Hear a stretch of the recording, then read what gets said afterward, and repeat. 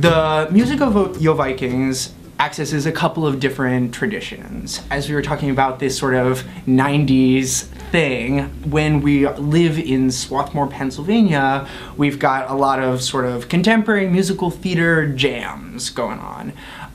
When we hit the Viking world, we go into total Viking mode.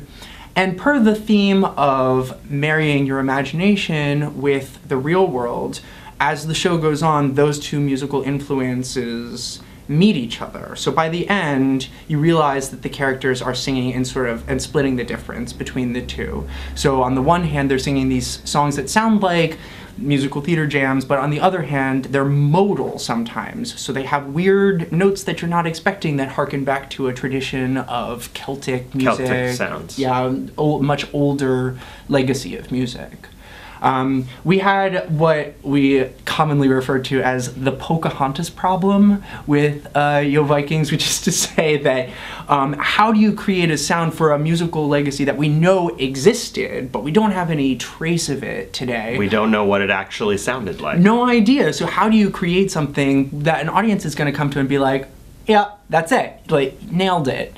Then the question was, we actually went back, we went to the library, and we traced where the Vikings went. So the Vikings went to, of course, the British Isles, where they had an influence over Celtic music. They went as far as Eastern Europe, and of course throughout all of Scandinavia. So in Yo Vikings, in the really Viking-rich parts of the music, you'll hear traces of Celtic music, you'll hear traces of music that, like Sibelius or Grieg, and then you'll also hear some sort of music of that's more almost Russian sounding, or that sounds like Eastern European gypsy kind of flair to it. And the idea is that we put those all together and they will synthesize to create something that feels like maybe this was what the Vikings had in mind.